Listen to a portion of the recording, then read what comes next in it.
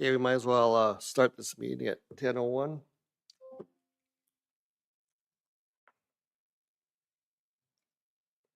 And Rob's going to edit the agenda additions and approvals. Wait, what? Do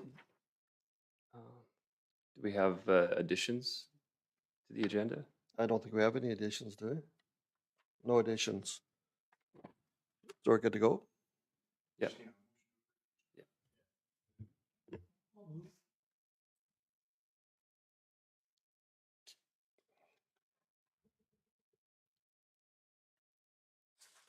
That's done. All in favor?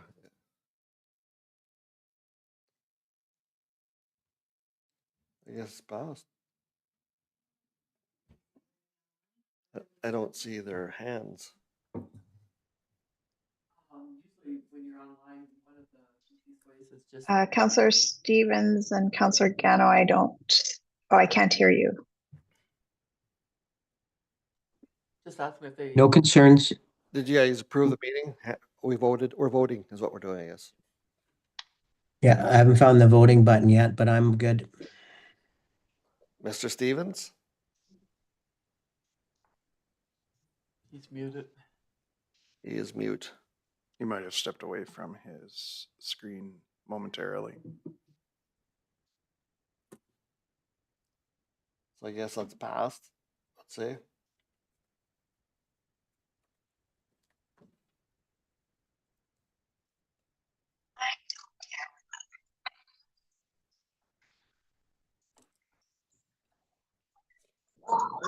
No, just wait for the commercial.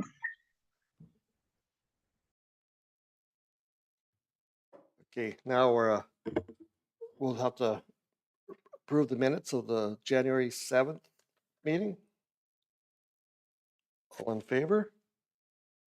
I need Any questions? somebody to move it first. Okay. I'll move it, circulate. All in favor?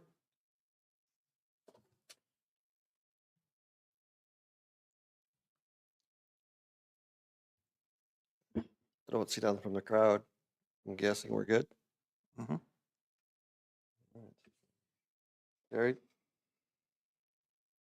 Now we have one for the special meeting minutes for the January 14th. We need to approve her. Harry, do you want to approve that? Sure. Move it. Yep. All in favor? In favor. All right, everybody's good. There we are. That is out. There. I'll see him now. Carried. Now the agriculture administration report. Perfect. All right, yeah, we've had a pretty busy stretch since the last meeting. We've been working on the strategic plan and our usual annual priorities, as well as doing some policy review. We collected 63 grain bags in the month of January, which was actually fairly surprising. Our numbers there have been pretty good. So maybe it's because in the south they had good yields this year, but we definitely are moving some grain bags. And then we had our resolutions on traceability and rural water funding passed at the ASB conference on January 20th to 22nd. We had a meeting set with Catalyst to review our mapping programs and apps and things like that to try and make the process work a little smoother and be able to actually extrapolate the data in a more efficient way that we can present and hopefully make things easier moving forward. We've been also putting together our communications for the summer, trying to get that streamlined and so it's not all happening during our busy season. And then as well, working on budget review, we got our job ads out. Those advertisements are done, kind of making plans for some interviews. We have a few people who've already put their names forward for summer that seem like pretty good candidates. So that's exciting so early. Then we've been reviewing the mowing program for all the parks and such, because ASB will be taking that over this year. So it'll be a new thing for us. So it's a bit of a learning curve and a little bit of a process there. So excited, but just another thing. And then as well, excuse me, we've been working on the gravel pit reclamation plans, whether it be spraying, that kind of stuff, and then trying to line up a contractor to move those forward in whatever direction happens, I guess, this summer. And then as well, we've been working on equipment repairs and maintenance, try and get things set up. Like we're sitting in pretty good shape for the spring, so we're excited about that. The next on the report is the workshops and programs, but I'll kind of skip over that and jump right into the extension report, because that's basically a little bit bigger breakdown of that anyways. Yeah, so we've been advertising the ag bursary through the schools and such, plus our advertisements online. So far, I don't know what we have for responses to that or whatever, but we definitely are getting out there, and the career counselors and things like that at both the schools are excited to promote that for us. So that's great. And then of course we went to the Ag Service Board conference, had our resolutions, grain bag rolling. We've been doing a bunch of advertising around that, which seems to be pretty successful and very well received. We've been working a fair bit with the seed plant to try and help promote and coordinate and get things out there for those guys as well. Waiting on a little bit of feedback to see what they want, the game plan to look like in the future there, but time will tell, I suppose. Shelter belt program, working with Echo Glen Gardens, that's been working out actually really well. People seem to be happy with what they've been looking at online and how that's all laying out. We have our tree workshop lined up for March the 19th with TOSO. We were going to do a 2-part workshop, but I think it's going to end up just being one. It's probably going to take us a little more coordinating probably into next year, just because spring is so busy for everybody that we tried to line up that we just weren't able to make that second part happen this year. We had our Red Willow calving clinic, which was awesome. We had 95 people attend that one. Everyone was really, really excited. The Stettler Vet Clinic did an awesome job setting up, 5 or 6 different booths, and it was actually just. I heard about it, and one of the attendees, she said it was wonderful. That there's all that equipment from the vet college in Calgary, right? Yeah, I'd brought So the. hands-on, it was terrific. Yeah, people really liked the simulator, and the U of C was great for letting us use that, so we really appreciated that.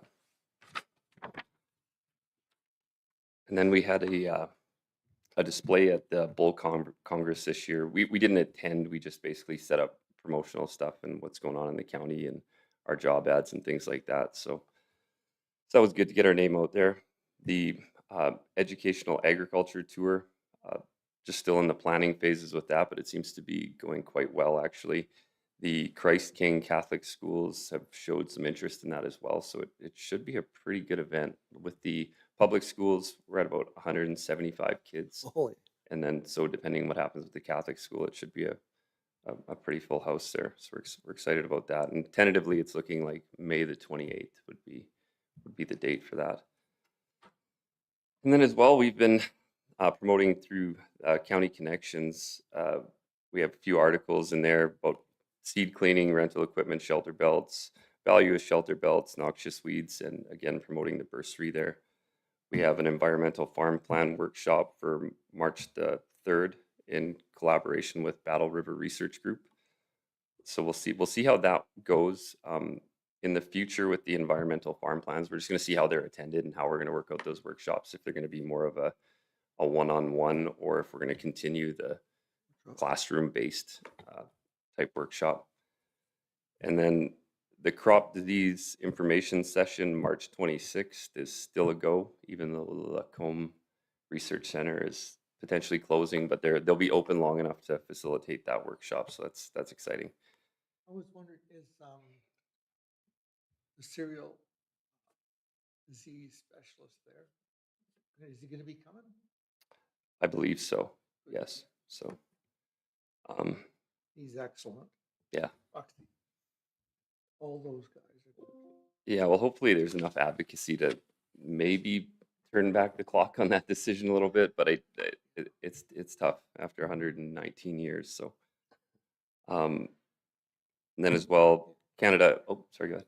It was Kelly Turkington, I was thinking. Yeah. Yeah, we promoted the Canadian Agriculture Day, just Facebook posts, things like that. And as well, there's an Alberta Environmental or Alberta Environment and Protected Areas has a working well workshop series that's online, February 18th, 25th, and March the 4th. That's just a free online workshop. And then further on is just a list of all the posts and things that we've had going on in the last month or so. And I guess a highlight of that is we did one short video clip, and we for the calving clinic, and we had 5,600 views on that one. So Holy, Wow. it was nice to get out there, and people are at least kind of seeing it, and hopefully we can have a little energy behind that. So when we promote things in the future, we can get a little better intake or whatever. So Can you just speak a little bit to that? I did grab our social media policy. It's a little on the out of date side. From the county, we developed it originally back in, I want to say 2009, 2010. And while we've done some light review to it since then, we don't really account for some of the newer social medias like TikTok and short form video content. I believe what we did following up on the Red Willow one was just through the Facebook platform. It's the TikTok style of video that's popularized, and that's where the more generic term short form video content comes from. We definitely think that probably this board should take a copy of this and see if this policy aligns with your expectations moving forward.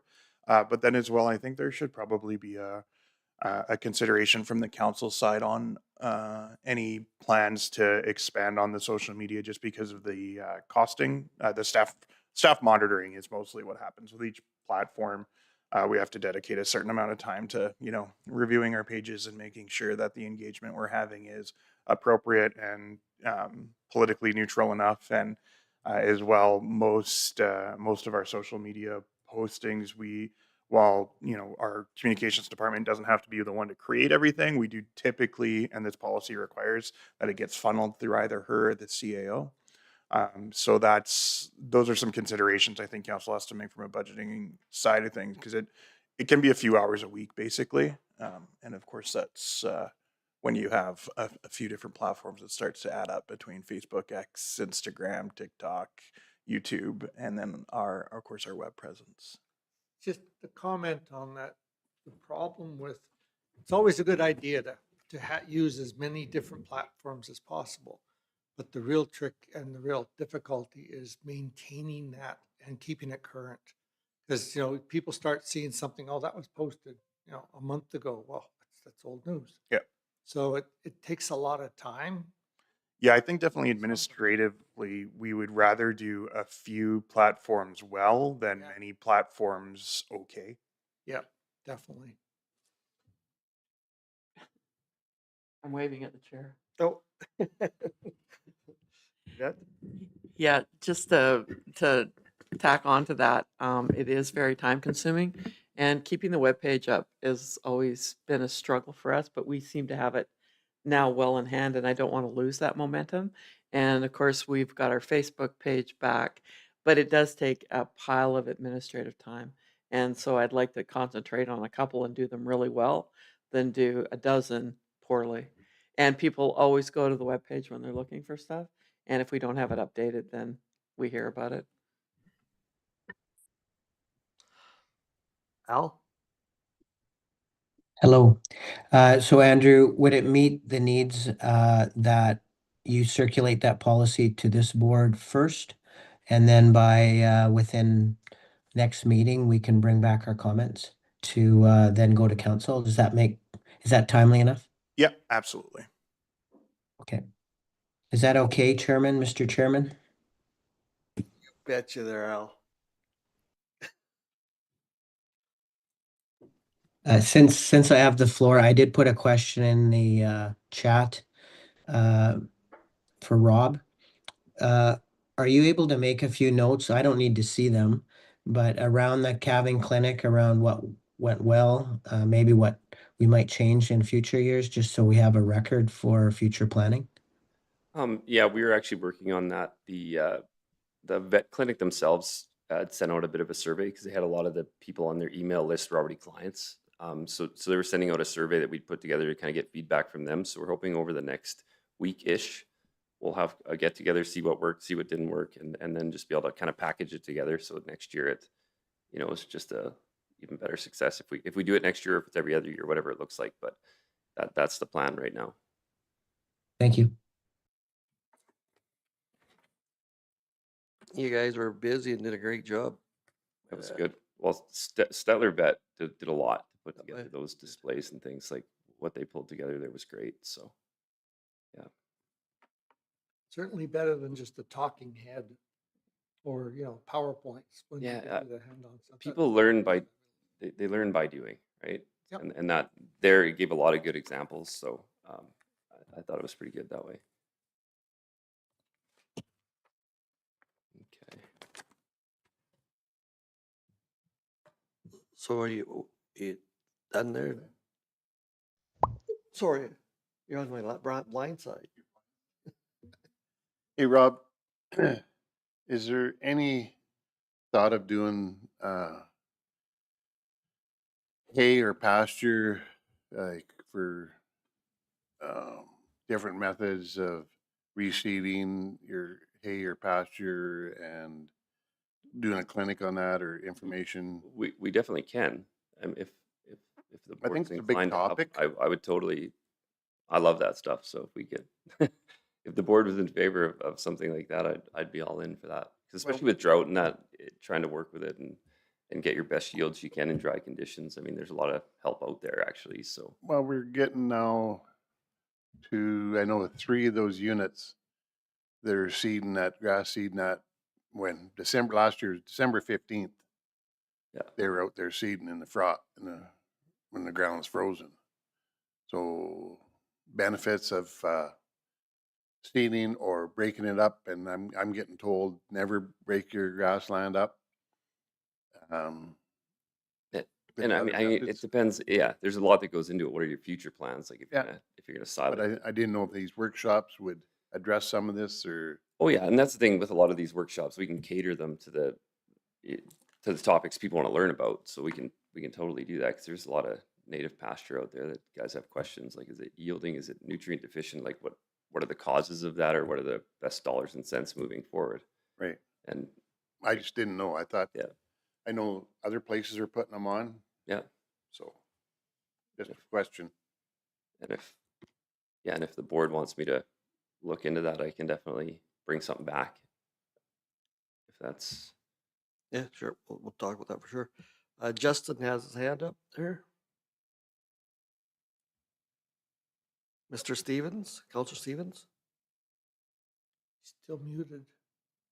Maybe that's a high five. Maybe it is. That was on before your question, Wade. Oh, was it? Oh, sorry. Well, do we just shelf that or what do we do now? I would say likely Mr. Stevens is just either in a bad cell reception area or something else happened. So it would likely be No, I can hear you now. My question was around the closing of the Lacombe facility. Have we gotten any feedback? Are the feds anticipating that kind of the nonprofit research groups are going to pick up the slack? Is that the vision, or do they have a vision, I guess? Can I say it on the record? I don't know that they have a vision at this point. I think we have some definite concerns that private industry is going to fill that gap quickly, and that's probably what we don't want. Having a neutral party to invest and make sure the research is just that neutral is what you need in agriculture, to not just be promoting products and sales, because eventually it does become that. So it'll be interesting to see what they come up with. And I know they are looking at reviewing a lot of that right now on how they're administering their outreach and research federally and even provincially. So I don't know if that's a long-term research project for them or what that looks like. It always seems a little bit longer than necessary, but And Counselor Hunter. At that one in Canmore, John Ireland spoke on that from Lacombe. And kind of the impression I got, like they just said they're put in, there's $8 million now they're putting into the HVAC system, and they just did 2 or 3 million or whatever. So they just put $10 million in the HVAC, and they were just waiting to hear that's not totally going to be closed down, that they're going to still be, Portions of it, maybe. there'll be quite a bit still. I don't know where he is on it now, but he's pretty hopeful that things weren't going to change a lot, maybe down 50 to 75% of where they were, but Right. that's kind of what he's really going after, which is better than we all thought they were going to scrap the whole thing. Yeah. That's interesting. Oh, Just, it's not, the thing is, it's just not Lacombe, right? They're also closing the Scott Research Center, and I've been to that one. It's got hundreds, if not thousands of these plots, and they've done a lot of work. They've been cutting back at some of these places for quite a long time, but still they're kind of essential to have enough sites so that when you're doing your research, you can actually have a statistically significant result. Because if you've only got one site in the black soil zone and happens to be in Manitoba, the stuff in Lethbridge isn't helping because it's in the brown soil zone or dark brown. So it really cuts the legs out from underneath all of research in agriculture in Western Canada. And then they're also cutting stuff in Quebec as well. So it's not like we have too many research stations. It's more of a case where we've got enough to do the research we're doing, but they seem to want to cut the throats. My impression, this is just me saying it, is that basically when the Liberal government changed last May and our Prime Minister said, cut 10% out of the public service, it was not with any forethought. It was basically just cut 10%. And they always cut the stuff at the bottom that does all the work. They want only one research center per province, the way I understood it. But that doesn't. No, I know, I agree with you. I'm just saying Yeah, I know. why they had Lethbridge and Lacombe. They want to get rid of one of them. So they picked Lacombe. That's all they talked about there. Well, they continue to produce very valuable resource information for the rest of the province, and in conjunction with Saskatchewan and Manitoba, they cover our soil zones fairly well. They still have to do like 4 or 5 years worth of research at each plot. I think you don't have to convince us. You got, Sorry. You got to convince Carney. Well, the problem is when you just say cut, like all of us can think in our minds that there's certain departments federally that we could think they don't seem to produce a lot of value and just get rid of the whole lot of them. That's my personal opinion. But still, this kind of just, cut 10% out of every department is ridiculous. It's not very well thought out. Personally. well, thank you guys for your input. Are we done with that part? Good to go? So we have to receive his information? Are we talking about the heating the grass or the grass program? We're not. Should we make have a to move something motion on that? bring back for information, maybe? Yeah. On that? Could we ask for feedback from other counties that are putting on these to see how well it's received? Just to see if it's worth their while and ours. I think a lot of them are private even though too. Yeah, but then they're always if it's private, usually they're selling a service or. I'd have to ask. I know a guy that's been to quite a few. Okay, I'd have to check with him. He's from the Alliance area. So I can do that and get back to you, Rob.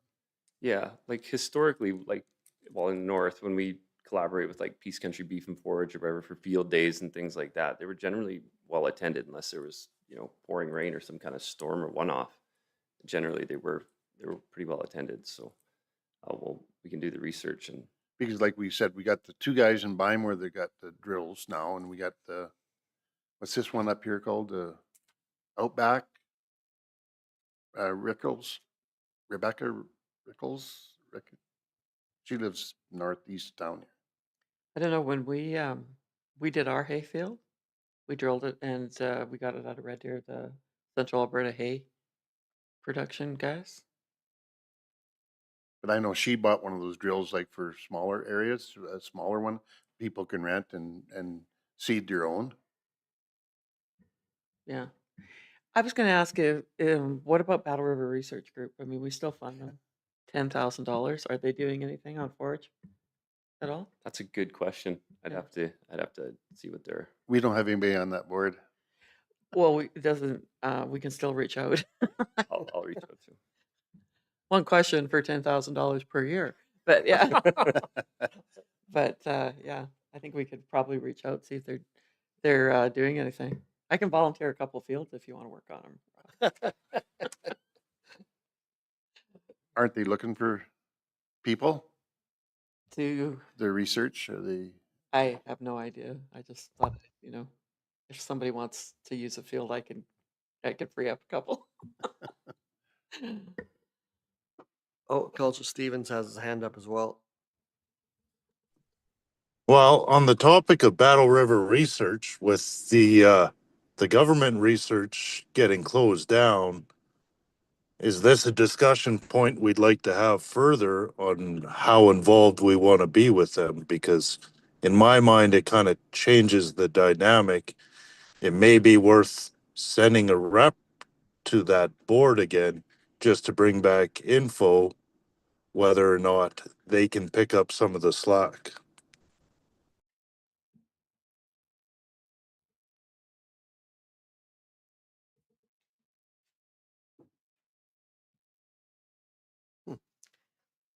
Any more thoughts? Al's got his hand up. Oh, Al, Mr. Gano? Yeah, I'm a bit confused regarding how we are supporting Battle River Research Group right now. Can someone enlighten me? Yeah, so council decided at the organizational meeting that we would continue to fund the Battle River Research Group, and it's costing us $10,000 a year, which comes out of Rob's budget, but we weren't sending a rep to the meetings. Okay, And thank you. if I can expand on that, we do actually have a conditional grant agreement with the Battle River Research Group, which outlines our expectations for what they undertake. And I think we put it within a 2 to 3 year period for the amount of extension and research done locally that we would like to see, because I think that was the crux of previous council's friction on that, was just not necessarily seeing if there was the specific local value out of the stuff that they were working on. So we did enter into a conditional grant agreement with them to secure the terms around that funding.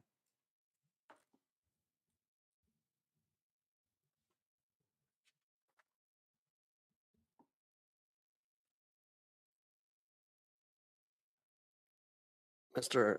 Counselor Gano's got his hand up again.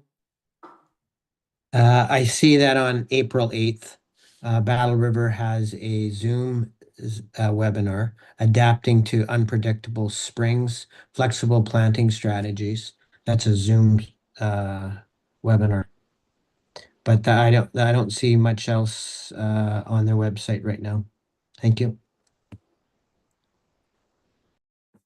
Thank you, Counselor Adams. Al, Gano?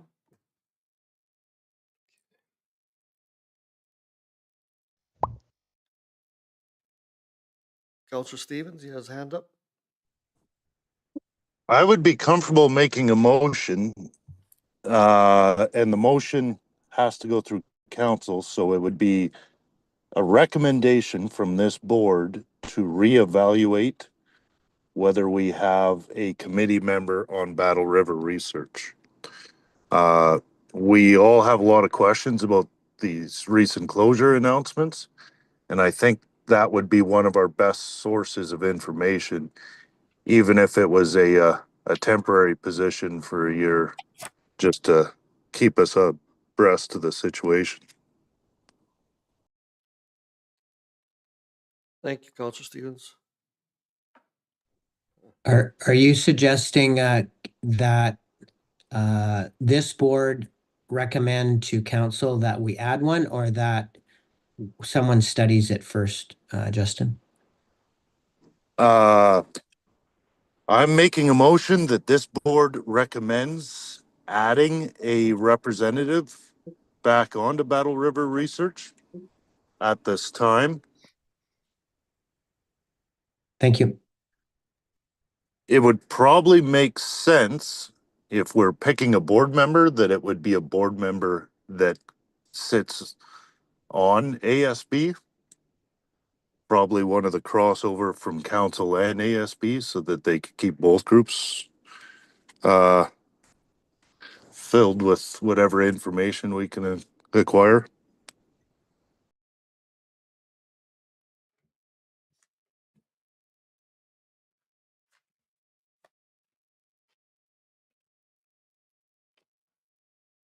Do we vote on that or what do we do? Yeah, vote on that? Okay, all in favor? In favor. Yeah, carried. Thanks, Justin.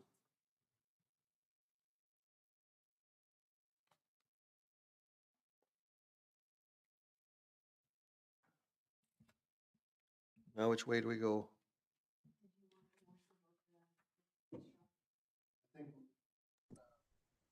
If there's no other discussion about the report, I'll also give you a motion to receive for information.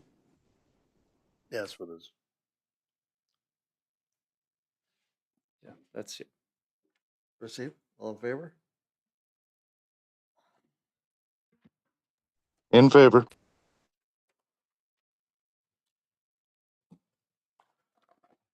Are we on 5 now? Is that where we're at? Need word from the chair?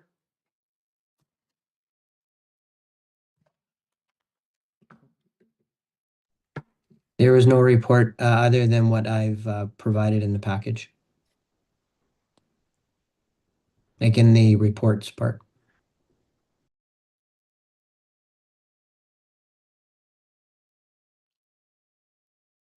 Yes. Receive for information. We need a motion for receive for information. Hunter. All in favor? Carried. In favor. Then we got CFIA traceability updates. Lance was going to present it. He's not here. I'll do that another day. Yeah, we'll just move it to the next meeting, I would think. Next meeting.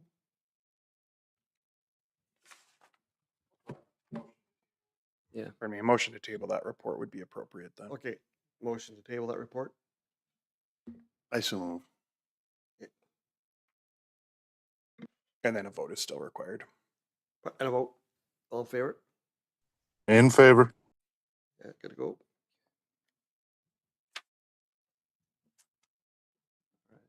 Board's request for information. Yeah. Bob? There were some emails sent out about the a drone pesticide application, and basically whether in the future we would get behind maybe a resolution if things didn't pass. Because right now what they're looking at is trying to have one sweeping policy that says if herbicides, pesticides are approved for aerial, that they could automatically slide over to drone, because that's what they've done south of the border. And so that right now is sort of the push in industry to have them review and discuss that further. So we're hoping over the next, I believe it's the next couple months, that they were, Alan can probably speak to that a little bit. I know he had some conversations.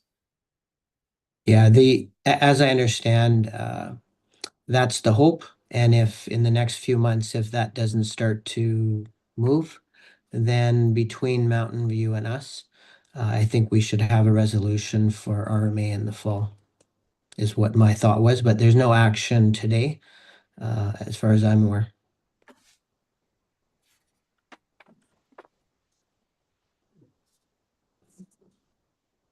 Yeah, so more just receive for information, just so you guys have that in your purview moving forward. Receive for information, I guess, vote, I guess. Do we, for that? Oh, Also move. all in favor, In favor. carried. 6.2, the compound 1080 information report. Yeah, okay, so moving forward with Compound 1080, there are some changes coming this spring as far as what would be required from us as dispensers and training through Lakeland College, and as well producers that acquire 1080 and the reporting process, so they would have to take training through Lakeland as well. Prove predation. There's some other restrictions along with it. Now, we have to decide, I guess, as a board, how involved we want to be. Do we want to keep administering 1080? Historically, our numbers have been pretty low. Like back in 2018, we did have, 17 tablets go out, but that was before all the regulation training and all the other things. And I believe that was a single producer that may not be in business anyways anymore. Or sorry, that was 2023 was the producer that's maybe not in business anymore. So what we're looking at is basically we've had 5 tablets go out in the last 5 years. And for us to keep the program going, then we have to put at least a few people through training, have some alternate with Public Works to be on site that would be able to hand it out if ASB people aren't there. And then again, with the new requirements for producers, I'm not sure that they're going to seek that out anyways. And we're really not putting out a lot of product. So my thought behind a lot of it is like, do we want to take risks with 1080 and have an oops when we're still trying to fight to get strychnine to come back? Like, when we're putting bait and poisons and things like that. I feel like for the actual economic benefit of 1080 to producers, it doesn't really offset the risk moving forward as to like, we administer this and is there an economic benefit associated with that risk? So as a board, I guess we have to decide, what do we want to do moving forward with 1080? Do we want to be out of that and let that go, or do we do the training, step up, get the policies in place, and keep it going for spring with all the changes? All right, Seems to me from your numbers for the last few years, the benefits that are there, I guess, using it, there's hardly anybody using it. And the costs of doing the training and everything else is for a, I guess you might say, dubious benefit because there's hardly anybody using it. So maybe this is one thing we should drop. you making a motion? I'll make a motion that we drop the sale and administration of any 1080 tablets. You opposed? In the- All in favor? In favor. There we go. Passed. Perfect. Done too. Okay, that is out. We're on to business arriving from the minutes. ASB strategic plan. Memo? Yeah, so I circulated a super rough draft of our strategic plan that I basically pulled together from our meeting we had on, was it the 7th of January? And I was just basically looking for some feedback, whether it's here or via email, just on structuring that. We probably will have one more meeting pertaining to this, but just to get everybody thinking on the topics, and if there's something that just jumps out that, hey, this is going the wrong direction, we want to veer south or whatever, it's kind of the time to maybe do it now before we get too many hours and things into this particular document here. But if there are any recommendations, that's kind of what I'm looking for. Al, Mr. Counselor Gano? Thank you. First of all, Rob, great job. It's a comprehensive document that I know we'll use. And I will provide some feedback. Do you have a date that you'd like that, like 2 weeks from now? And then you'd have time to look at it before our next meeting? Is that what you're thinking? Yeah, 2 weeks would be great. Okay. Yeah, I can, I'll offer some comment. It'll likely be light comment because it is a really comprehensive document already. So thanks for pulling that together. And am I right that once we have it, I guess, cleaned up, and maybe we can do that next meeting, that then it gets sent over to council? Is that the intention or not?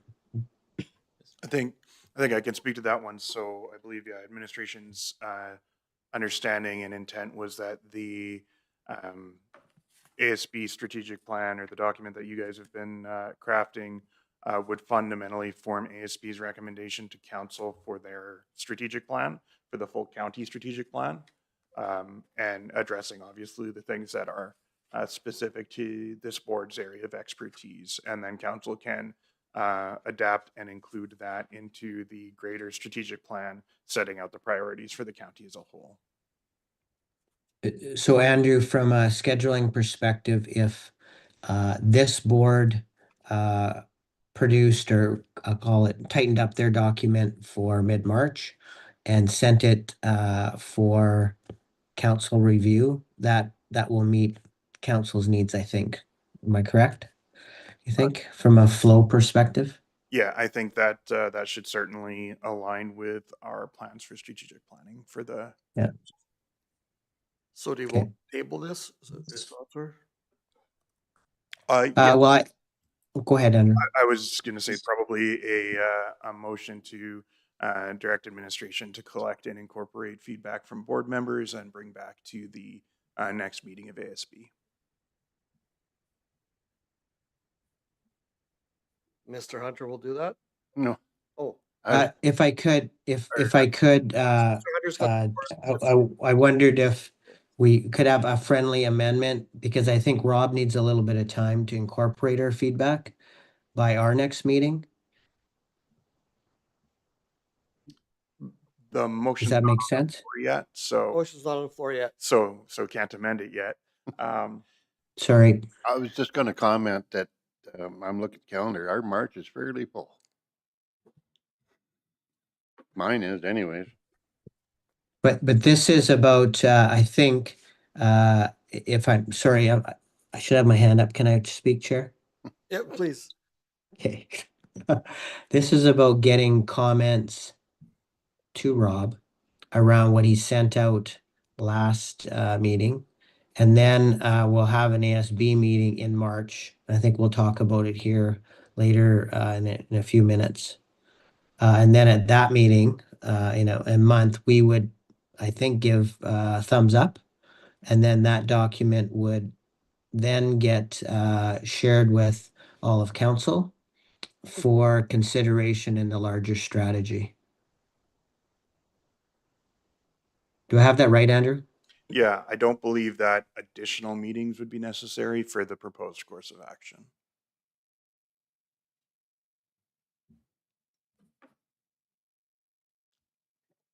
Thanks, Counselor Gano. What do we just I mean, get a motion? perhaps Councillor Gano would like to make that motion, and then he can have his amendment built into it. There you go. If everyone's okay with that, I'll make a motion that this board consider the strategic plan that Rob has shared with us and provide feedback 2 weeks from today to Rob. And that following that, Rob will bring back a kind of final draft for our next ASB meeting for our consideration and approval, so that it can be sent then to county council. Thanks. All in favor, I guess? Okay. In favor? Yep. Carried.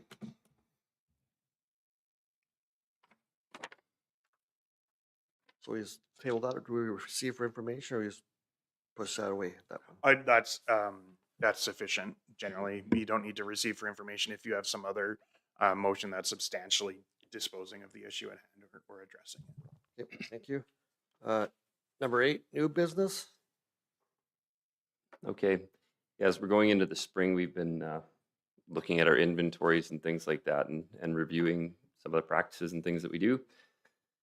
And of course, as we know, Strychnine didn't get its emergency use authorization, so we're back to using the alternatives. Rosol seemed to be our #1 seller. We sold 20 units of that last year, and the others we basically sold none.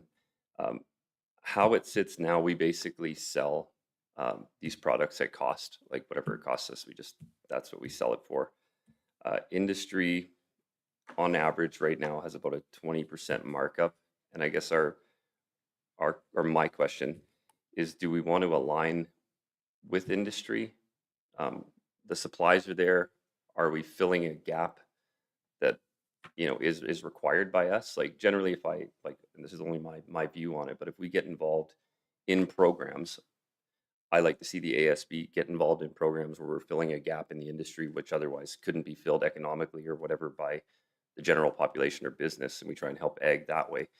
I spoke with some of the distributors of this, and there doesn't appear to be a supply shortage or anything like that we would be mitigating or offsetting. So I'm wondering what, moving forward, is our plan to stay in bait sales and do it that way? And if so, the costs associated with selling it, are we looking to move forward at selling it at cost, or what are our thoughts there? Counselor Hunter? Quick question. Is that the same as what the auction mart was selling? Or would you know? I believe so. Yeah, they were selling, because there's a UFA. I'd have to ask them to confirm for sure. But I did hear, and I think I heard it correctly, that they felt the stuff, I don't think it was UFA. I thought it was, I can ask, the auction mart's stuff worked better than what we had, but I didn't get a name, so. yeah, okay. Well, I can look into exactly what. And then if, I don't think we can do it, I don't think we got to make a lot of money on it, but for your time, whatever, 10% to 20, whatever, I think is very reasonable. And I would recommend that when we talk about it, that we go up that little bit anyways. Or let the BB Mart and UFA's auction mart sell it and get out of it? Is that what you're thinking? Entirely, up to the board what you decide. Like, I mean, we sold 20 units last year. It's just, it comes along with having somebody there to sell it, distribute it, do their thing. And basically, again, that's me asking maybe our parts guy or somebody to be like, kind of on call for us when we're out of the yard to administer selling this and tracking it and whatever. It's not the end of the world to do it, for sure. Like, we can make these things happen, but it's just, are we really required to do it? Like, if you can just run to the UFAs or wherever. Can they all get the same stuff then? Yeah, Okay. and they can. Like, there's nothing that we're getting that isn't just readily available to industry otherwise. So it was a little different in Strychnine because we were the only show in town that could really do that. So for sure, that's what we would do. But this is a little bit different. Is it be hard to push for Strychnine any further if we're not actively kind of doing something with it? I don't know if it correlates too much. Like, I mean, To me, I think we'd have to stay in the game if we're gonna try to, push for Strychnine back again. Try to make resolutions and all that. I don't know, just my opinion. If we're selling it at a nonprofit, we're actually hurting the people that are supplying in the community too. right. Yeah, I mean, we definitely, we don't want to be sitting in a position where we're undercutting industry, for sure. Like, that wouldn't be my stance to. Counselor Gano first. Thank you. Yeah, I'm of the opinion I'd make that motion if folks are ready, that County of Stettler gets out of the retail of gopher poison. We'll still need it, as I understand, for our own properties, but that we get out of retail. Thank you. We'll get, I'll just hold that for a bit. Harry? Just a question, when are the sales? They'll starting like Well, I'm just wondering mostly because sometimes it seems to me, even with strychnine, people were using the product way too late. well, Even though that's- they know better, but they're busy in springtime and they never get out to poison them till they're out of hand. and that's part of some of what we noticed too. But we're putting together a little outreach package basically on the proper steps, Mhm.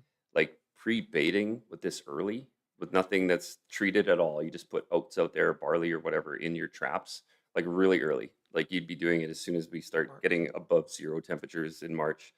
You get out there and you get them used to it, and then you switch because there is still a scent associated with this that somewhat discourages them, but they create that habit, and then you get them early enough. And a lot of people were making the mistake of baiting with this too late, so the efficacy was almost 0. Like if they're taking it in, they're already, having babies kind of thing. So it was a bit of a problem that way. So we are hoping to circulate that like quite soon actually. So hopefully that does help a little bit. But Counselor Clark had a, I just think we need to get a communication out, and the only problem with our retailers, I don't know if anybody was trying to buy salt from some of our retailers or mineral for cattle over the last fall, but it was almost impossible. And you'd ask when they would be getting it in, and they couldn't give you an answer. So if they handle their gopher poison the same way, and if people are going to utilize it, we need to get ahead of this in our county. So, but if we're going to do it, make sure there's communication goes out, make sure people know where they can get the equipment. And if we've got advice on how to set up bait stations or something like that, let's make sure we get it out in timely to producers, because it looks like there'll be another year. Did we see any reports? Was there anybody reported with all the nice weather we've had? Did anybody see any gophers? apparently they had in Starland. Okay, I didn't see any, but I was thinking we would be getting pretty close to that time yeah, till yesterday. Counselor Hunter? Yeah, I think communication is a big thing, because my neighbor said they used it, but they were wrong. They got it out too late, and they figured basically when the green grass started growing, it didn't work very good, and it basically fattened them more than it did anything. But I really do strongly believe we have to stay in the game if we want to stay in the game with the strychnine. That's my only comment. Yeah, we're using manpower hours too for something that's, we could provide the information, and as long as UFA or Auction Mart, whoever gets it early enough, you know what I'm saying? Like it's, I don't know if we're in the market of selling stuff and using manpower for it. You know what I mean? You know what I'm saying? What's your thoughts? But they're not fighting for the strychnine rule either. Counselor Gano? I put a question in the chat. I was wondering if Rob could enlighten us around how many producers bought gopher bait from the county in 2025. There were 12 producers that bought 20 units in total. Any thoughts on why they might have utilized the county over a retailer? Do you know? Any thoughts there? My thought would probably be the price. We were at about 20% lower than I see. commercially available. Thank you. Mr.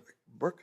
Yeah, if we're going up, if you're gonna get out of selling the product ourselves, could we work with the other suppliers in town and just provide them with an information sheet on how to use it properly and when to use it? Oh, I'd be totally for it. Yeah. I mean, either way we go, I think that should be, regardless Yeah. if we stay in or we're out of it. I think that's something we should do anyways. We should be at the auction mart. We should be at UFA. Here's information on it, and make sure that what gets out there to the public is actually effective on using the product. So Counselor Stevens? really put it together. I think you're onto something there where a middle ground is focusing on the education workshop side and just providing what local options there are for vendors as opposed to doing it all ourselves.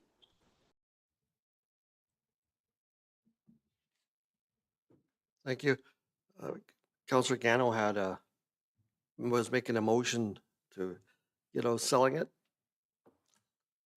Any arguments on that? I- Oh, I still have the comment, as long as we're still fighting for strychnine, and we are the player in town that if we do get it back, we have to be able to sell it. So as long as we're not giving up or changing what we can do, because as an ASB, we're providing service to our producers.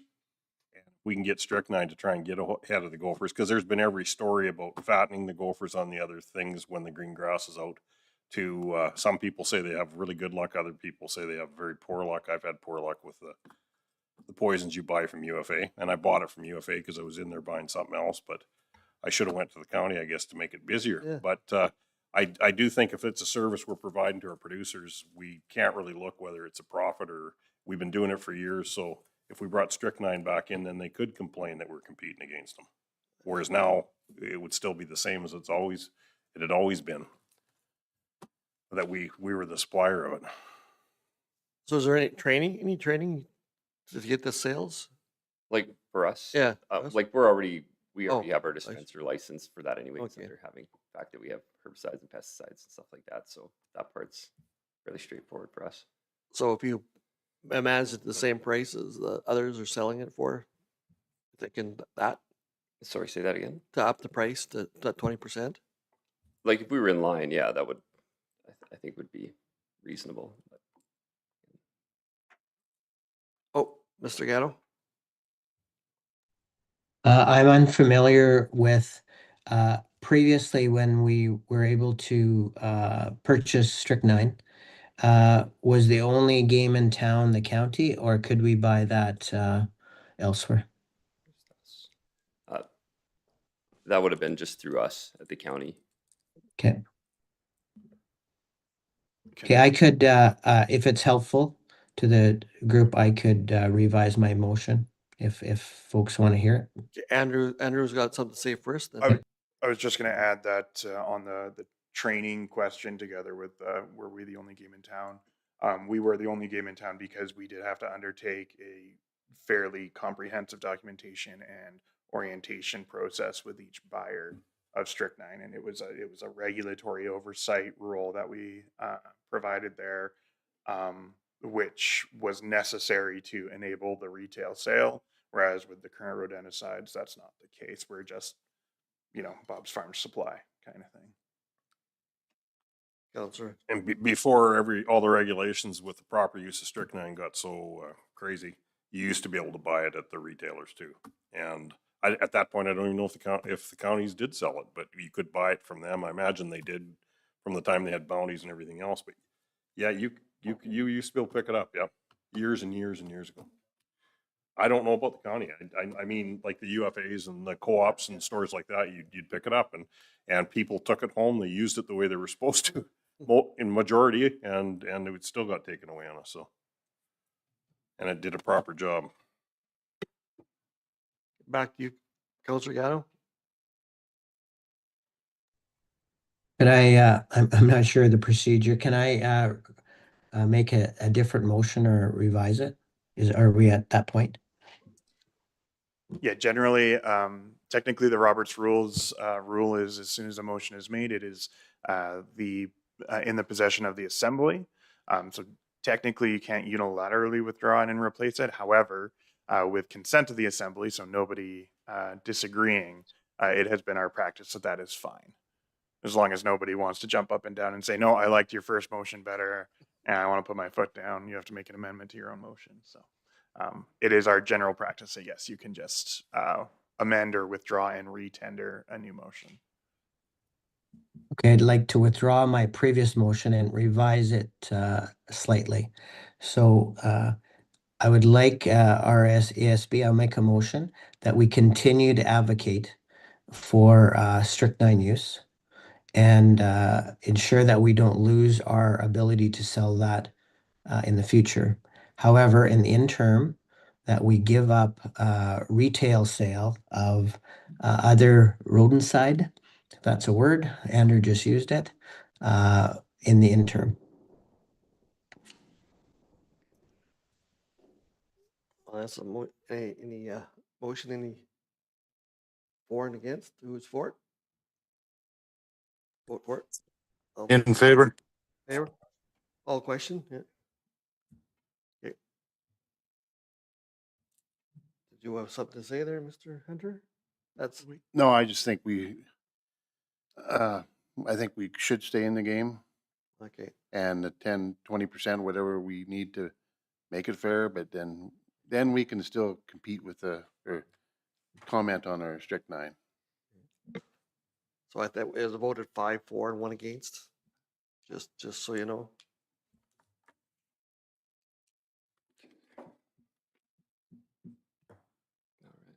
That's over and done with. Now we'll go with the beaver control policy. Yeah, so here we've made it an amended beaver control policy. The reason behind it is just some of the requests that we had around beaver dam blasting and things like that were a lot of times associated to just moving water along a creek, things like that. Like we didn't have anything to really limit the parameters of what and why we were out there blasting. And when we look at the risks associated with that activity, they're fairly high. And so I felt like in this situation, we should narrow it down to the scope of like, how is it affecting municipal infrastructure and or flooding? So we're not just moving water down the creek, but if it's like, hey, the water's backed up, there's a dam and it's flooding your yard or whatever, like in an emergency situation, those requests can kind of be made. So we did have a 2 hectare allowance for like flooding. If it's beyond 2 hectares, then that's something we can look at potentially doing remedial action on the dams or whatever that way. So that was a lot of what we were trying to accomplish with a standalone beaver control policy, and that we just weren't going to be doing it, you know, at random. So I don't know if anyone has any questions on the particular policy.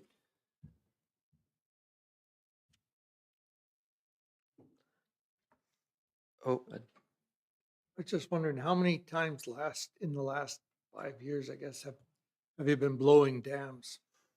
Ooh, they How actually, many? well, last year there was, I believe, one that got blasted. There was a couple that would have been fairly large projects, but they, you know, just the dollars and cents of it didn't work. And then a few where we did the legwork and we tried to get approvals. And again, a couple of these were just moving water. So there was approval from multiple parties, and then one person objected. So that was just a bunch of time, research, and that, you know, nothing. So. Andrew? I would just add in previous years, in the last few years have been perhaps not our best example. No. Yeah. Yeah, in prior years we did have a higher volume than that just when it wasn't drought years, but right now there's not a whole lot of people asking us to get water off their property. And I think that's why I left in the part for flood mitigation, so that in those years where we do actually have a bunch of snow or a bunch of rain and moisture to deal with, we're able to handle that. So I think it allows for that context. Harry? If there's no other comments, I'd like to move that we adopt the Policy? pest control policy 3.06 as presented. Because, you know, if you're just blowing up dams for the sake of blowing them up and moving water that's not causing problems, it seems like an unnecessary waste of time and effort. Andrew? Yeah, so this would be specifically to recommend to council that they approve it. Yeah. Oh, Culture. As far as beaver dams that create issues with our infrastructure, a lot of cases when we're removing those dams, it may not be blowing, but how do we have, is that fall underneath here also, Andrew? Okay. Because that can happen even in our drier years. They get, so they're making their dams where it's convenient, and but it can really bugger our roads up, so I just want to make sure we're covered. So we have Harry. With Harry's all in all for any arguments? All good for it? We'll vote. That's what I'm saying. In favor. Okay. Carried.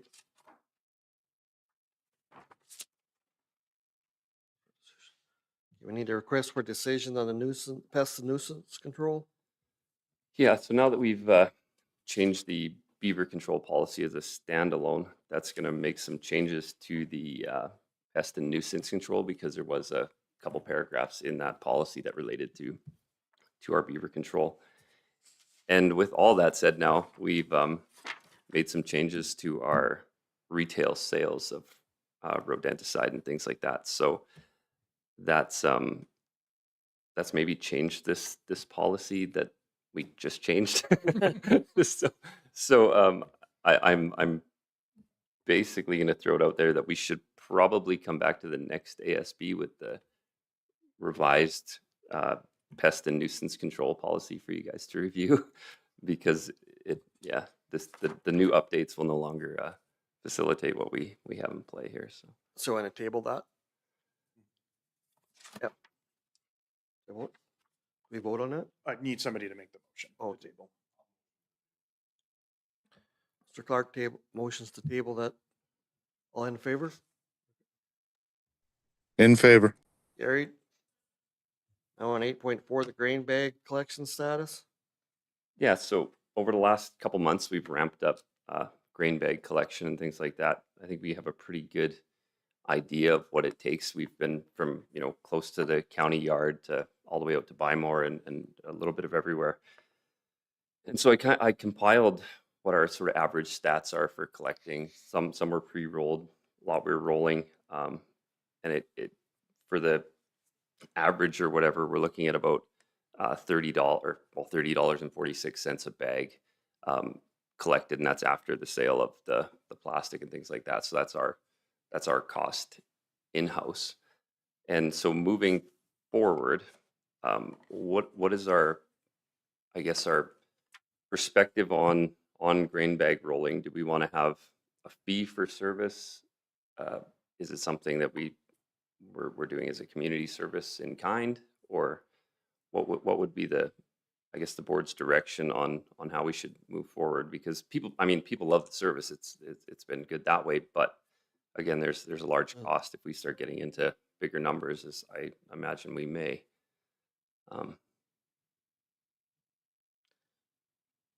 Councillor Clark? I guess the problem with starting any program is you may get into bigger numbers, though. That's maybe that, but that's kind of the goal at the start of it. So I do think, is this deemed as a pilot, or is this deemed as a project to keep the plastic from being burnt or piling up in fields or against bush patches, et cetera? Because that's kind of where it was at before. A lot of it was burnt, but a lot of it, they'd basically be there and there'd be pieces of plastic all over the place. So I don't know. I knew when we went into it, there'd be a cost associated with it, and the success of the program shows it's a required program. So I think go forward as council or as ASB, we have to decide if we're going to continue with it, or if we fund it possibly a little different, because it is a nuisance waste. How much of this would have ended up at landfills? Of it, any of it, or would they not accept it originally? I would imagine most of it. Yeah. So that was part of the driver when because this has been ongoing for how many years? Like probably 9 or 10 years now. We built it probably about 7 years ago, I would think. It is providing service, and it's definitely been promoted.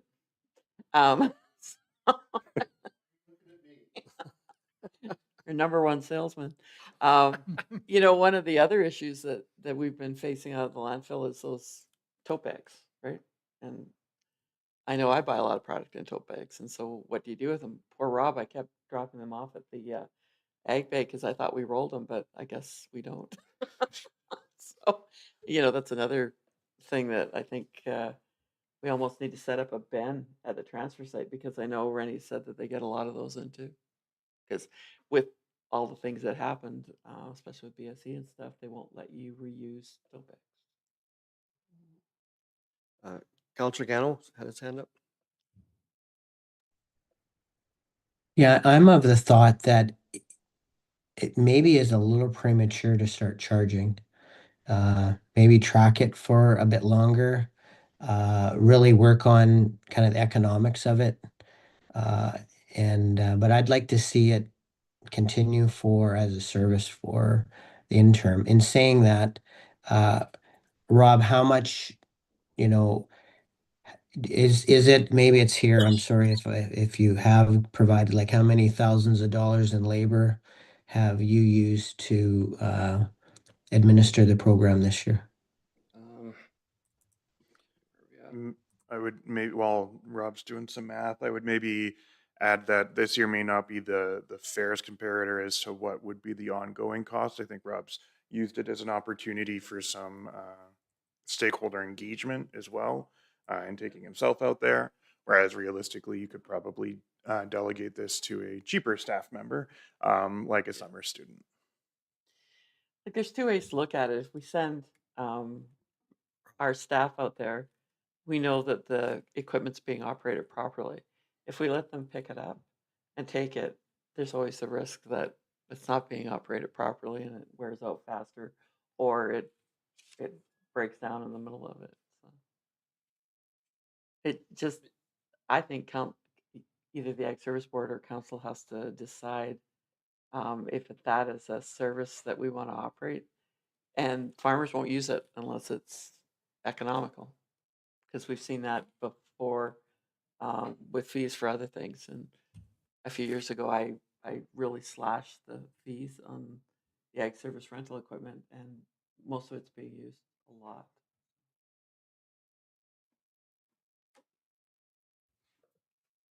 Counselor Hunter?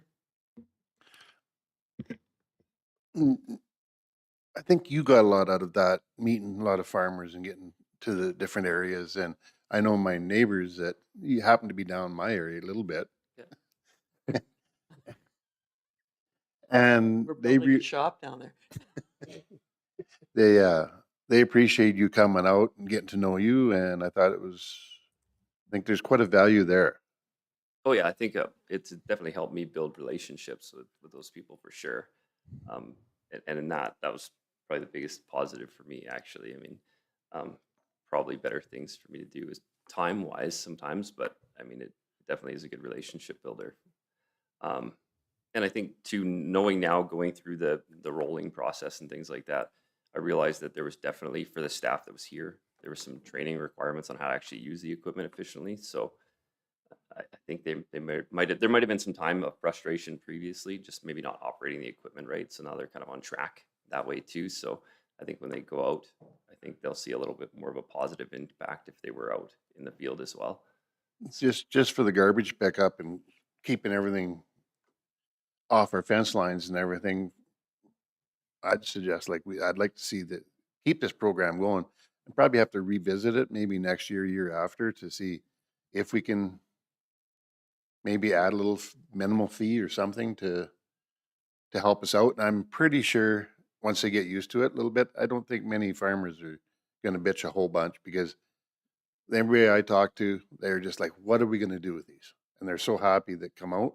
So if we had a little minimal fee, I don't think that anybody's going to mind.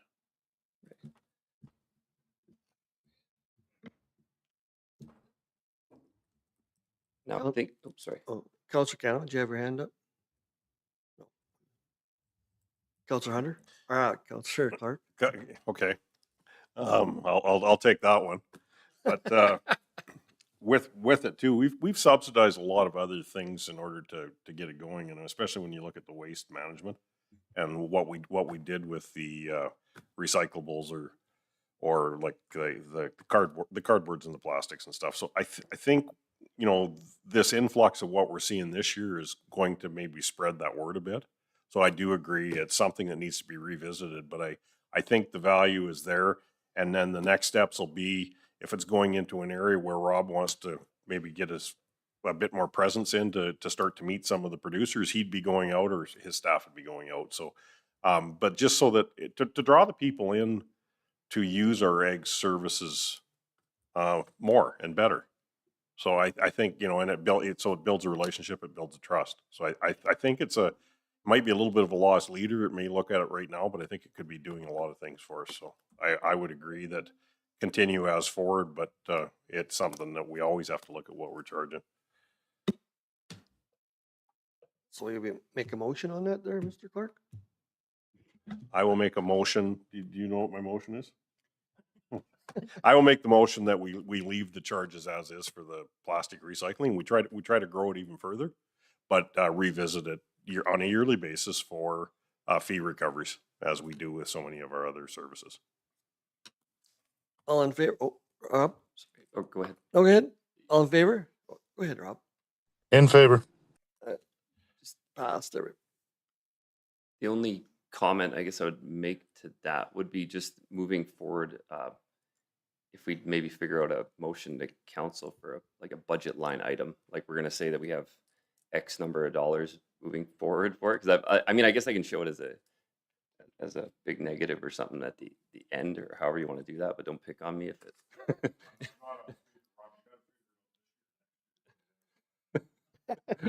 Okay. All right. If I could, Mr. Chairman. Go ahead, Al. Mr. Counselor, Cano. Yeah, Rob, I think it is important that that it is a line row or what have you that is shown in the accounting system, or that you can report back to this board and council going forward. And exactly what you put together in the package here, something like that, if we could bring that forward, I think is important to meet what board member Clark has said. Thank you. Counselor Hunter. We, on this, almost tied into it, but that twine, like, should we be getting some bags more out for people, or advertising that pick up bags for their twine?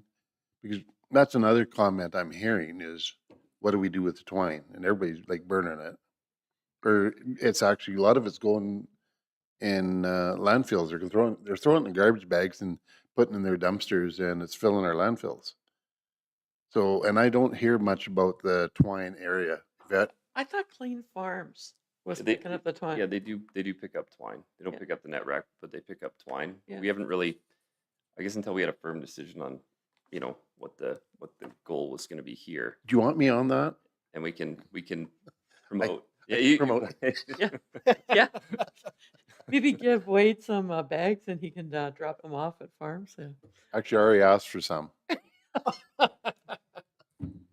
But we could maybe talk to Clean Farms and ask for, we could promote it a little bit more if that's what Rob wants Yeah. to do, or we could request more bags and get them out there. I burn it.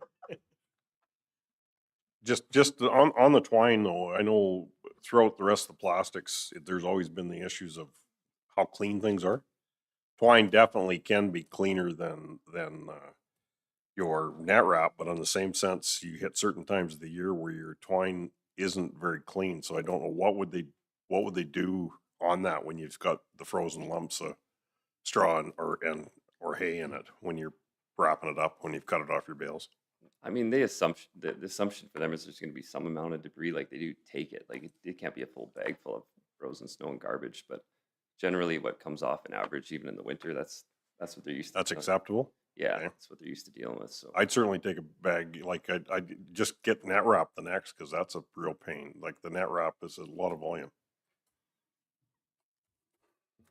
I think it's just important to keep it out of our landfill. If we can. So are you saying put bags at the landfill for that?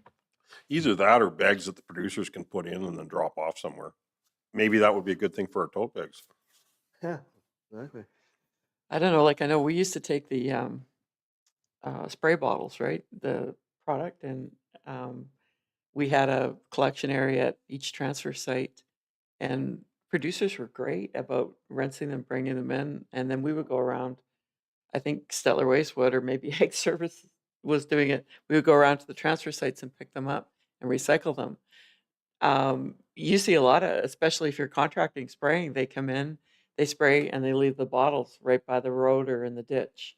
And without people going to wherever they bought it, especially if it's a contractor, I wonder how many of those are going to sit in the ditch because they, what's in the product that's in there kills everything. But the twine is, I don't know, if you've got a place, if somebody gets into the habit of, well, I got to take this to the dump, so I'll take my twine, or my bag of twine, I'll take my tote bag or whatever, they'll take it. But if you start getting lots of different places to drop stuff off, people won't do it. Counselor Clark? The one advantage about the spray is they went to so many totes and things now where there actually is a refund you get on them. But the I am concerned for the smaller jobs that we're going to start to see, even with our return policy on jugs, that they start laying around, because that's exactly right. They're at the gate, and if somebody doesn't pick them up, they're only at the gate till the wind comes up and the boxes break and they blow all over the country. So that's a sad part about the recycling part.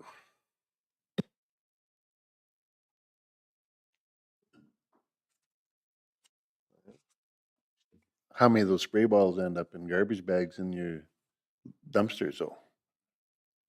I would imagine there's quite a few. Yeah, it was nice when they had a place to throw it because they're right full all the time.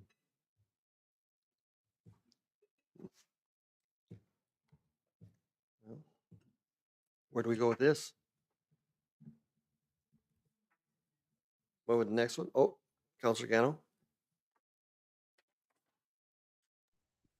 Yeah, I put it in the chat, but I think all these, I'll call it environmental initiatives, we'll put it in our strat plan, or we should contemplate putting it in the strat plan and include it there. I agree with all that is said, and I think it's part of our role as ASB to promote recycling. Thank you. We're done with that. Should we go to 8.5? Move on to 8.5. Expression of interest, 2006 Provincial Agriculture Service Board Summer Tour. Scroll down here.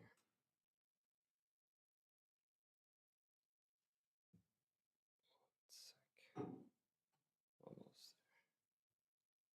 Page 40. No, one more. Just one sec. All right. Yeah, so from July 14th to 16th, Wheatland County is hosting the summer agriculture tour. I don't know if any of you guys have been on one, but they're pretty good. You get a real handle on what other counties are doing. You tour farms, different facilities, things like that to I don't know, just get a different perspective, see what's working, what's not working, and it's definitely well, generally they've been well received events to get you out there and see what's happening. And this is the first one since, I believe, COVID. I think they've been pretty well shut down since then. So yeah, the registration fee, $775 a person for this one. Again, July 14th to 16th. And I guess we're looking to see who's interested in potentially going, or how many of the board members would like to attend, or if we'd like to attend. And also, I guess I should mention the deadline's May the 15th for registration. So, but I don't think we'll get there. Like, if we wait too long to register, it'll book up. So, Counselor Clark? I've attended two, and they were really good. It was sporadic because the municipalities have to upfront to put them on. So the one was at Strathcona County though, which was really interesting when you started seeing, when you're sitting at the table meeting with other municipalities and you talk about gravel roads and all those other pieces, and they had what they called, I think, 46 kilometers of dirt road in their municipalities, and those were high grade gravel. The rest were either very high grade oil or pavement. So but you also saw, the closer you were to the city, what kind of issues they had to deal with, what their industries were compared to what we were. And then the other one was more remote, and it was more in like kind of a Clearwater area. And so there's a lot to learn and lots of networking. And it's really what the participants put into it. So I would recommend, if people can, it's a good way to see what other areas are using, and maybe there's some ideas we can bring back to our area too. But I did find that like the Strathcona one was a lot to do with bees, vets, a lot of vets around there, like for equestrian, etc. We went to a couple of the facilities which were just phenomenal, but it was to deal with the clientele that they have so close to the city. So they were good sessions.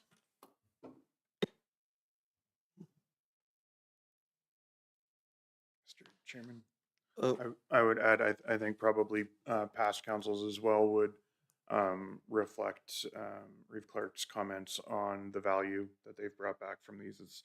It's typically been, as Rob mentioned, very well received. And then I would just speak to Wheatland County as a county that does have many similarities to us, with the exception of their proximity to Calgary being some distinct from us. We have collaborated on many items of mutual interest in the past. So they certainly a good analogy, and likely an event that council could derive value from. They have a lot of industry too, built along the rail line. It's kind of interesting, like Carsland, places like that, because they have the ability to ship. So Wheatland is interesting, and we do a lot of work with Wheatland. Councilor Hunter? Yeah, I think I'd be interested in going. I might learn something. I would Reeve be Clark? interested too. I don't know if it'd be through the county or through RMA, because I'm on the provincial board, so I'd have to. You're figure running that out of part days in the calendar. Yeah, no, it was good, and it's as good as what effort you put into it. But if I could go through RMA, I would definitely book. I'd check on that though, Rob, and let you know if we do decide that we're going to send anybody. They usually rent like a big bus, and so you jump on the bus with other delegates from different counties, and I think they do serve some beverages, because I did help the guy from Strathcona apply for a liquor license at one time. But they serve lunches and things like that, so it is I think it's a good thing. We haven't seen a lot of them, and I think it's because they are expensive to put on. And then there are some comments in the chat, Councillor Stevens suggesting a small contingent, and Councillor Gano requesting a definition of small with clarification of 2 to 3. 2 to 3? Well, I would go with Councilor Hunter to drive if the refreshments are that way, but if somebody else wants to go, I'm open with that too. Councilor Gano? I'm wondering if we might make a motion. I'm just throwing this out there that we use 3, and that we put our,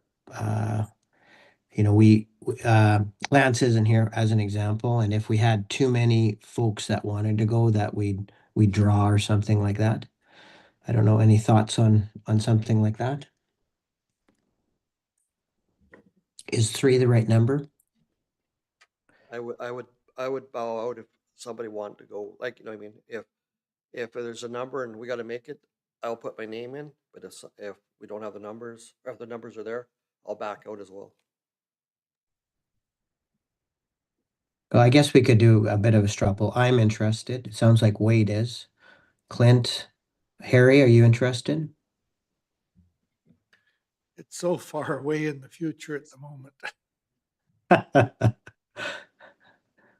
Larry, would you go if let's assume RMA is not sending you, would you still want to go be in the hat, I guess? Yeah, no, I wouldn't mind being in the hat, but it's if we pick a number and there's too much interest, I would step away from it too. Same thing, that for somebody new to see it, but the last ones were really good. I hope these ones are as good. Yeah. Larry, with your experience, are you thinking 3 is the right number? Typically, that's kind of what it would shake down to, is 3 or 4. Councillor Gano would be what would go in the past. And especially with the timing in the middle of summer like that, there's a lot of people that maybe aren't available, as Harry said, that's fairly far out on the calendar. But the 3 to 4, as long as people bring back what they've picked up on and learned, I think is good. Plus, there usually is a good series of any of the sessions you sit through and stuff, other than the tours, that you have materials on to bring back too. So I would say that 3 to 4 number probably would be what would work anyhow, Al, when it comes down to that date.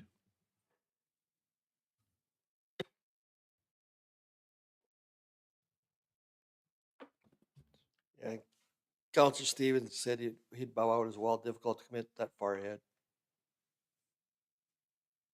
Well, we can block 4 rooms, and do 4 registrations and fill the names in, I think. Like we do at the RMA. Counselor Hunter? Yeah, I can bow out, like if it, Oh, no. no, it's like it was only 3 or 4. I think networking, like Larry's mentioned, is very popular, very good, very educational, and if you don't go, you can't network. So, but thinking about that again, what Larry was saying, the date, that might not be fit in my realm of when I should be leaving. I should probably be home working. Oh, well, that's the wayside. It's gonna rain that day. I can tell you right now, if you're worried about rain, it's gonna rain. Go to mine where it rains all the It time. never rains at my house. It's always rains 400 less. Counselor Gano?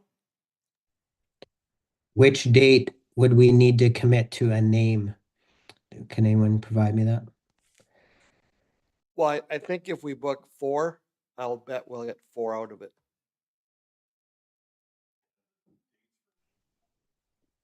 We wouldn't have to commit to who is going until a little later on. Is that correct, Rob or Yvette? We can adjust the names. Like if 4 is kind of the target, we can make that happen, because there'll be, I mean, we could probably cancel a spot or 2 if we had to, not too close to the date. I don't know what the cancellation requirement is, but we can block 4 and just go from there. And just that we do it sooner than later, that we have those spots spoken for, and then whoever can or can't go, we could juggle accordingly. And then And as we And It's the rooms, right, that are such a pain. If we don't get them booked now, we won't get near them. so from administration and Ag Services, who generally attends, or who is planning to attend? Is that part of what we're talking about? I think the last time it was all board members that went, if I remember correctly. I mean, sometimes you could take Rob with you, and a couple board members, but I think the last time it was almost all board members that were there. Yeah, where I was going is does Rob, Farah, Yvette, Andrew generally attend these or not? No, I would, my suggestion would be to limit, if you want administration, I'd limit it to 1. Okay. And I would throw Rob under that bus. Yeah, well, And it would it be appropriate that if we're making a motion that we include that, or is that something that yourself, Yvette, would decide around Rob? Go ahead. I think we can work with Rob on that. I think if we get 4 counselors that want to go, then we probably send 4, board members. If maybe we were down to 3, we might throw Rob onto the bus and make him go. But we can work around that. But typically that we would do through our just our administrative budgeting. I do like the idea of Rob or Farah going, as hard as they worked. You know, that's kind of a reward. But that's the key time when I really work Oh. them is. Oh, Yeah. Kind of busy. Just kidding. Oh, it's raining. I say they're cuter, smarter. Councilor Gano? I'll make a motion that we send 3 board members plus 1 from Rob or administration. Names to be decided at a later date. Right. Yes, all in favor? 1, 2. Gary? In favor? Gary? Yep, all good. Hunter? Yeah, I'll vote for him. Yeah, he's good. That's carried. That's done. Rob, I'll assume, or Yvette, you'll round us up again, and I guess Rob will do this in a month or two to get the actual names. Yeah, for sure. Thank you.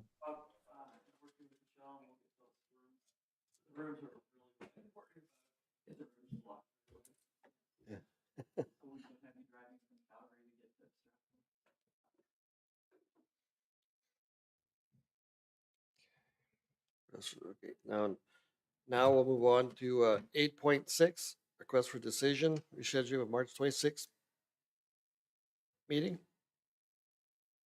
Yeah, just due to spring RMA, the meeting's looking like it needs to be bumped to the 19th, if possible, or some alternative date that fits into a schedule that I don't know about. So I want to make a motion to move that meeting. I guess is what we're looking for. Motions has been made, move the meeting from the 18th to the 19th. All in favor? In favor? Sorry, who made that motion? Rob? Can a board member make the motion? Harry?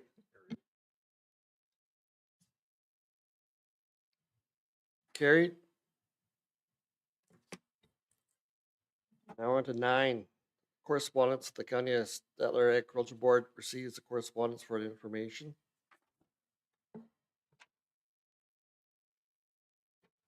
Yeah, just if there's any questions on any of the correspondence or discussion around that.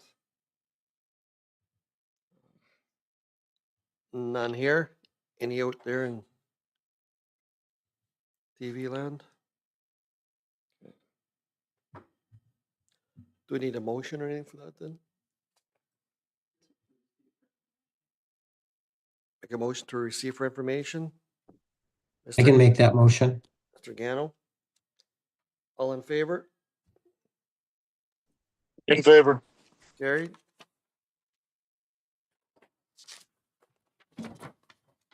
Now 9.1, Big Lakes County CFIA traceability letter. Oh, that's all part of the correspondence. Oh, okay. Oh, yeah. Beyond it. Research for information on that. That's right. Do we have to go through that? No, it's just if there was any questions that arose from the correspondence or discussion, so it's all good. Next is finance. It's the last. Okay, do we have to vote on receive? Do we have to vote on receive for information? Oh, we did? Oh, okay, that's all included. Okay. Now it's finance. There we are. Yeah, financial report's somewhat limited this time of year because we haven't a lot of activity outside of the day-to-day. So I know there's some questions around the cost of the Ag Service Board conference, and we're hoping that I think in the next few weeks we'll have the last of those numbers. It just takes a while by the time visa statements, things like that roll through. So we'll have that information, I guess, shortly is the plan. Yeah, also, I apologize, but got 4 audits going on right now, so it's hard to get anything off the system till we get the auditors out of the building and the books closed off, so.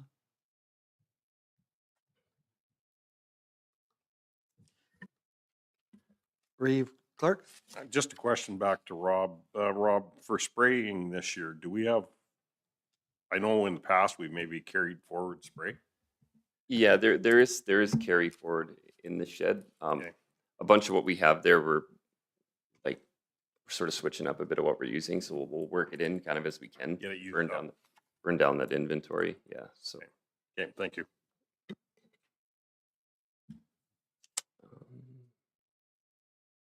Yeah, and as far as the finance stuff, there's really not a lot of nothing exciting to really add to that. So. All there.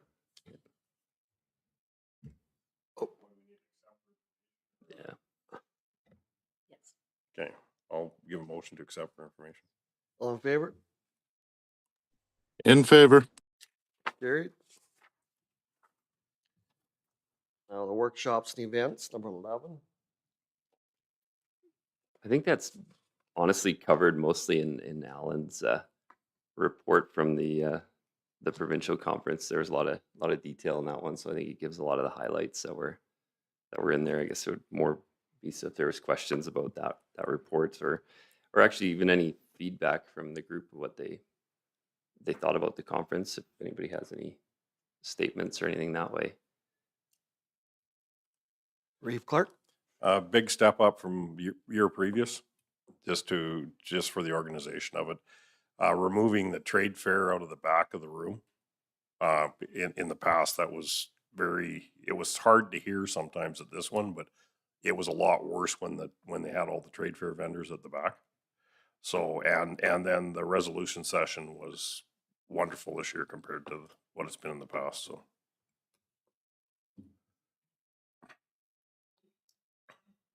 Do we receive information for that motion? I was just gonna say, I thought it was very interesting, although it could have been a little shorter. Just because, sometimes I felt some of the presenters from not business they didn't have a lot to offer, is what I'm saying. So it could be a little shorter, it seemed to me. That's just my opinion. Any more comments? So I need a motion to receive for information.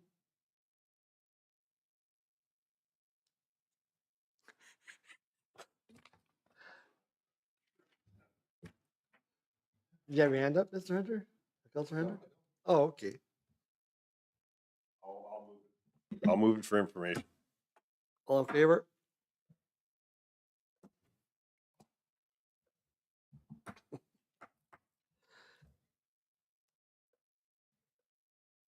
Now the in-camera, we need to move into in-camera. Need a motion? Councilor Clark? All in favor?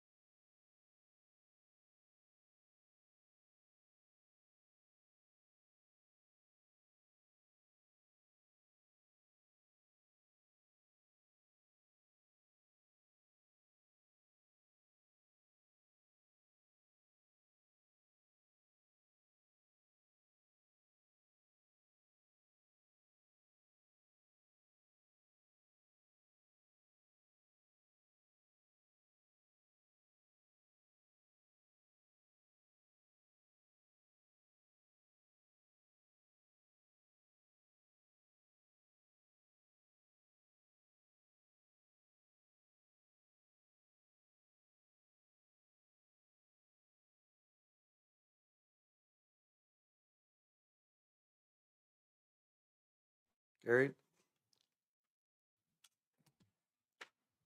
Okay, now next 13, next meeting is March 19th, 10 a.m. We already voted that in, so adjournment. Oh, Harry.